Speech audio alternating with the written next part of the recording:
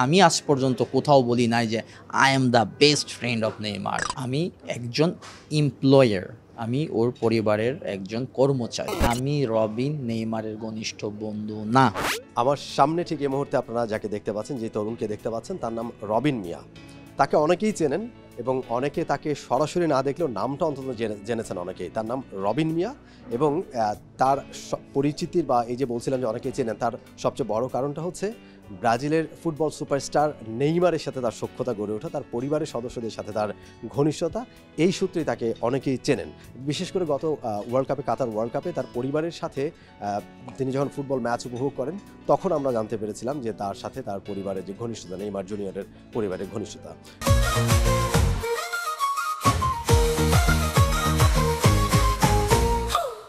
রবিন মিয়া এই মুহূর্তে বাংলাদেশে আছেন এবং ঠিক ঢাকায় এই মুহূর্তে আছেন তিনি।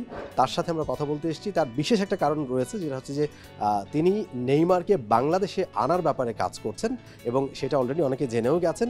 সেই বিষয়টা নিয়ে আমরা তার সাথে কথা বলবো। তবে শুরুতেই রবিন মিয়ার কাছে যেতে চাই। রবিন মিয়া, আপনাকে যতখানি জানি কিশোরগঞ্জের ভৈরব থেকে আপনি ব্রাজিলে গেছেন, বেশ অনেকদিন আগে, অনেক বছর আগে ব্রাজিলে গেছেন এবং এরপরে আসলে নেইমারের পরিবারের সাথে আপনার সম্পর্কটা কিভাবে তৈরি হলো, কিভাবে ঘনিষ্ঠতা হলো, নেইমারের সাথে আপনার কিভাবে পরিচয় তৈরি হলো, সেই বিষয়ে গল্পটা আমরা একটু শুনতে চাই।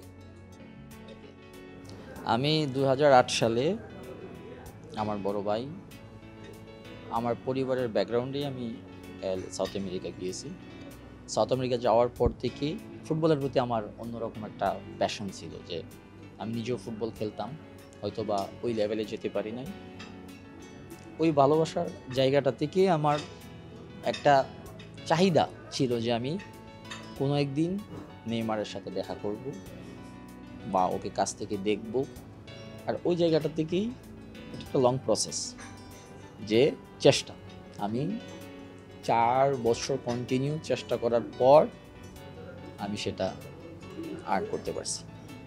ওকে, মানে তাহলে বোঝা যাচ্ছে যে এটা আসলে মানে এই যে একটা ফুটবলের প্রতি প্যাশন কিংবা নেইমারকে ভালো লাগা, এটা থেকে যে আপনার একটু একটু একটু একটু করে এগিয়ে যাওয়া, এরপর আসলে নেইমারের কাছে পর্যন্ত পৌঁছালেন কিভাবে, কোন ওয়েতে? মানে সরাসরি তো তার কাছে পৌঁছে যাননি, নিশ্চয়ই একটা ওয়ে ছিল, সেটা যদি একটু বলেন।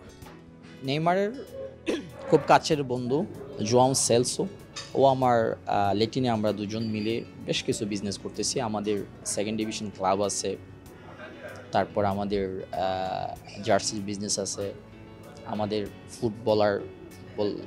ফুটবলারকে এক দেশ থেকে আরেক দেশে নিয়ে যাওয়া, সেল করা, ক্লাবের সাথে কন্ট্রাক্টগুলা, ওইটার বিজনেস আছে। যেহেতু ওর সাথে ভালো একটা সম্পর্ক গড়ে উঠছে, ওর মাধ্যমে পুরো পরিবারের অ্যাক্সেসটা আমার কাছে আসা। তারপরেও নিজেও অনেক পরিশ্রম দিছি, তখন ওরা হয়তো বা এই পরিশ্রমের একটা পারিশ্রমিক যেটা, সেটা হতে পারে যে তুমি আমাদের সাথে কাজ করো। আসলে এটা অনেক বড় একটা হ্যাপিনেস, যে মানুষ, আমি খুব গরিব পরিবার থেকে উঠে আসা একটা ছেলে, কিন্তু মানুষের মন মানসিকতা যে আল্লাহ তাআলা অনেক বড় রাখে, আপনি চেষ্টা করলে আপনি আপনার সাকসেসে পৌঁছবেন। ওকে, তাহলে আমরা বলতে পারি যে নেইমারের মানে এত কাছে আপনি পৌঁছেছেন, কিন্তু অনেক জায়গায় আমরা দেখতে পাচ্ছি সেটা বলা হয় যে নেইমারের ঘনিষ্ঠ বন্ধু হিসেবে আপনাকে ইন্ট্রোডিউস করে দেওয়া হয়। এইটা নিয়ে আসলে কি বলবেন? আমি স্ট্রেইট এটার অ্যান্সার দিচ্ছি, আমি রবিন নেইমারের ঘনিষ্ঠ বন্ধু না। আমি কাজ করি তার বাবার সাথে এবং আমার সম্পর্কটা তার বাবার সাথে, তার পরিবারের সাথে নেইমারের থেকেও বেশি। আমি একজন এমপ্লয়ার, আমি ওর পরিবারের একজন কর্মচারী। তার বাবা আমাকে খুব আদর করে। এখন এই আদরটা, ভালোবাসাটা আমাদের বাংলাদেশের মানুষ হয়তো বা দেখতেছি যে আমি নেইমারের কাছের বন্ধু, ঘনিষ্ঠ বন্ধু। এটা আসলে যেটা না, সেটা আমি চাই যে মানুষ সেই ভুল ধারণা থেকে বের হোক। হ্যাঁ, যেহেতু তার বাবা আমাকে পছন্দ করে, পছন্দ করার রিজনে আমি নেইমারের সাথে ভালো একটা সম্পর্ক উঠে আসছে, বাট আমি তার ঘনিষ্ঠ বন্ধু, বোজম ফ্রেন্ড না। সেটা আমি আপনাকে এক্সাম্পল দিই। যদি তার সাথে আমার পরিচিত হয় 3 বছর সামথিং, 4 বছরের কাছাকাছি, আমি ঘনিষ্ঠ বন্ধু হব কিভাবে?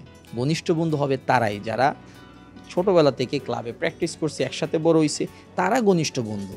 সো আমরা ওই জিনিসটা তো বুঝতে হবে। আমাকে যদি একটা মেসেজ দেয় মানুষ, যেটা আমি আজ পর্যন্ত কোথাও বলি নাই যে I am the best friend of Neymar, আমি রেসপেক্ট করি তাকে। সে হাজারো মানুষ ফ্যান যাকে পছন্দ করে, আমিও একজন ফ্যান তার। এর বাইরে আমি নিজেকে মনে করি না যে আমি তার ঘনিষ্ঠ বন্ধু, বা সেটা আমাদের বাংলাদেশি মানুষ ইমোশনালি, আমি একজন বাঙালি, আমাকে ওই জায়গায় নিতে চায় বা আমাকে কানেক্ট করতে চায়, বাট আমি তার ঘনিষ্ঠ বন্ধু না।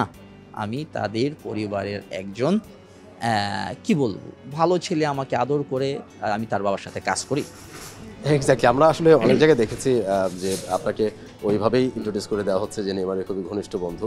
আমরা যে আপনাদের সোশ্যাল মিডিয়ায় কিছু ছবি আমরা দেখেছি নেইমারের সাথে খুবই একান্ত সময় কাটাচ্ছেন, খুবই খুনসুটি, এরকম কিছু ছবি। আমরা যে এখান থেকেই বোধহয় মানে ভুলের অবতারণটা হয়েছে। আচ্ছা দেখুন, একটা ছবি, আজকে আমি আপনার সাথে একটা ছবি তুলতে পারি, আপনি ওয়ার্ল্ডের বড় স্টার, আমি যদি কালকে যদি বলি you are my best friend, বাংলাদেশের মানুষ, কতজন মানুষের নেইমারের পরিবারের অ্যাক্সেস আছে? সো আপনি তো এটা ভেরিফাই করতে পারতেছেন না আমি ঘনিষ্ঠ বন্ধু না। আমি নিজেই বলতেছি আমি ঘনিষ্ঠ বন্ধু না। আমার ভালো সম্পর্ক, হ্যাঁ, তার বাবার সাথে আমার খুবই ভালো সম্পর্ক।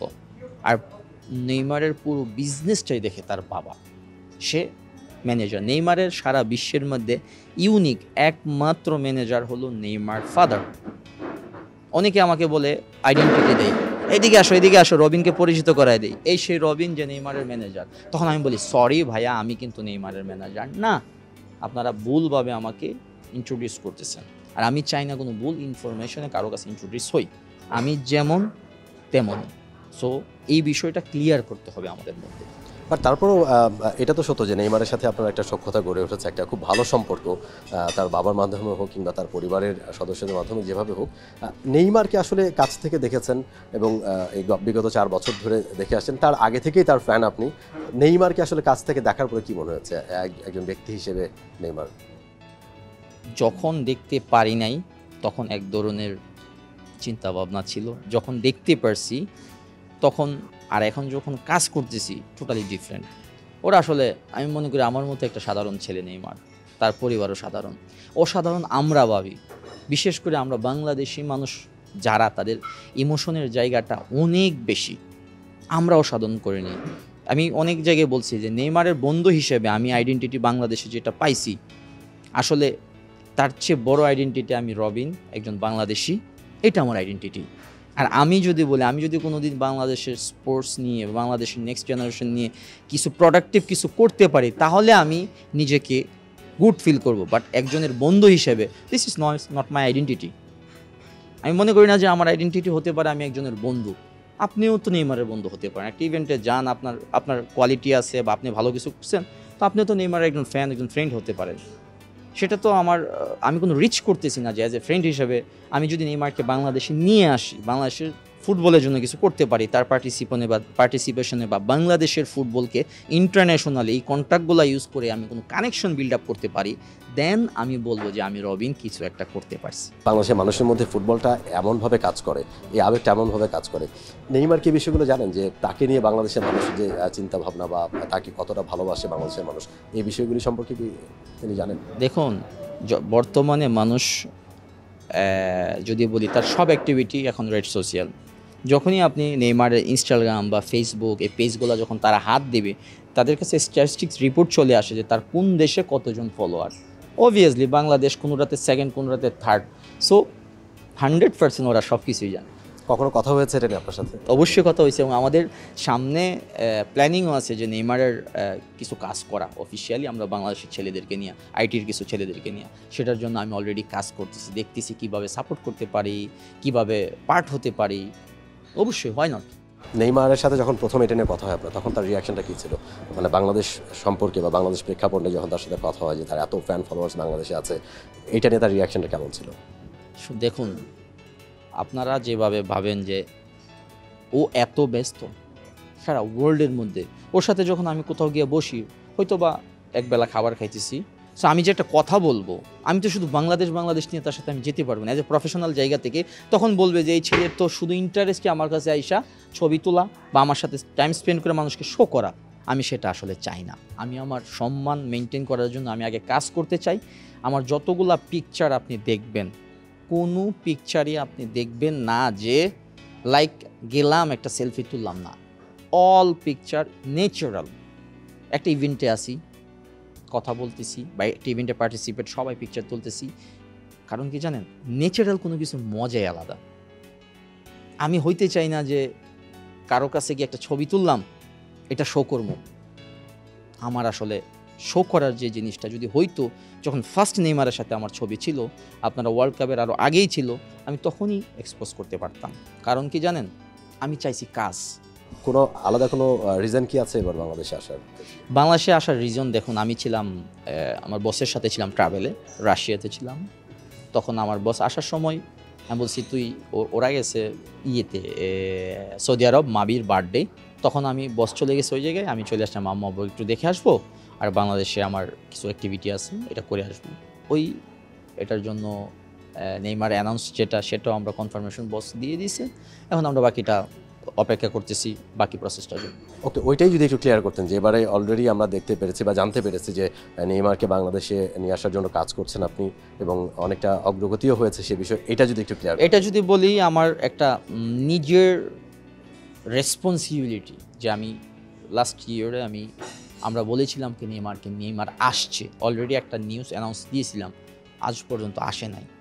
এখন জেনারেল পিপল তো অনেকে জানে না এটার পিছনে কত হিস্ট্রি হতে পারে। ওদের একটা লজিস্টিক কস্ট আছে, ওদের টাইমিং আছে, ওদের শিডিউল আছে। সো হুট করে তো আর আমি এক বছরে আনতে পারি নাই, তার মানে এইটা না যে আমি আর আনতে পারবো না। হয়তো বা আমাদের শিডিউল পাই নাই, বা আমাদের এখানে যারা লজিস্টিক সাপোর্ট করবে, বা হঠাৎ করে গভর্নমেন্টের এই সিচুয়েশনে পড়বে, কেউ তো প্রস্তুত ছিল না।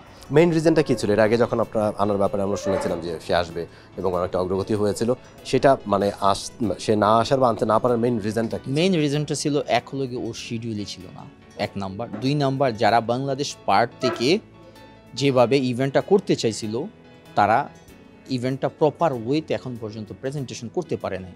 সো 2টা পার্ট থেকে আমরা প্রপারভাবে কানেক্ট হতে পারি নাই। এখন আমরা কানেক্ট হয়েছি, এখন অপেক্ষায় আছি আমাদের বাংলাদেশের যে নতুন গভর্নমেন্ট বসছে, সব কিছু একটু সময়ের ব্যাপার, তারা প্রসেসে আছে, হয়তো বা খুব শীঘ্রই তারা আমাদেরকে সাপোর্ট করবে, কারণ তাদের সাপোর্ট ছাড়া তো আমরা কোনো কিছু করতে পারবো মানে না। অগ্রগতিটা হ্যাঁ কত দূর সেটা যদি মানে স্পেসিফিক বলতে। আশা করি সামনের বছর শুরুর দিক থেকে আমরা এটা ডেট অ্যানাউন্স করতে পারবো। কোনো কোম্পানির সাথে কি নিশ্চয়ই কথা হয়েছে? অবশ্যই কোম্পানির সাথে কথা হয়েছে, বাট আমরা এটা মোস্টলি চেষ্টা করব চ্যারিটি ইভেন্ট কেন্দ্রিক কিছু করা। আর যে কোম্পানির সাথে আমরা কথা হয়েছে, এটা টোটালি আমাদের এথিক্স, যেটা আমরা করতে পারবো না। যেদিন অফিসিয়ালি আমরা অ্যানাউন্স করব, তখন আপনারা সেটা নেইমারের পেজ থেকে হোক, তার অফিসিয়াল আমাদের এনআর কোম্পানি থেকেও সেটা আপনারা জানতে পারবেন। অনেকেই আসলে এটা নিয়ে খুব এক্সাইটেড যে কীভাবে তাকে দেখা যেতে পারে। সবাইকে তো সম্ভব না, তারপরেও মানে আপনাদের পরিকল্পনা আসলে কেমন, মানে কত মানুষকে আপনারা সেটা এবং মানে কী কী পদক্ষেপ থাকবে আপনাদের? এটার একটা প্রপার মেসেজ আমি দিয়ে যাই, যারা ইভেন্টটা করতেছে, নেইমারকে নিয়ে আসতেছে, বা চ্যারিটি ইভেন্ট যাই হবে না কেন, সবাইকে রিকোয়েস্ট করব, একটা স্টারকে দেখার জন্য আমার 2 টাকা খরচ করতেই হবে। আর আমাদের এই ইভেন্টের সবচেয়ে বড় ফাইন্যান্স যাবে এই চ্যারিটিতে। সো আপনি যদি এক জায়গায় কিছু কিনেনও, একটা টি শার্টও কিনেন, এটার অংশ পাচ্ছে চ্যারিটিতে। আর চ্যারিটি যদি কিছু না হয়, নেইমারও বাংলাদেশে কেন আসবে? একটা রিজন থাকা লাগবে। তো আমি এত দেশ থাকতে আমি কেন বাংলাদেশে যাব হুট করে? বা সিম্পিতির জায়গাটা থেকেই আমরা অনেক কাজ করতেছি এটা করা।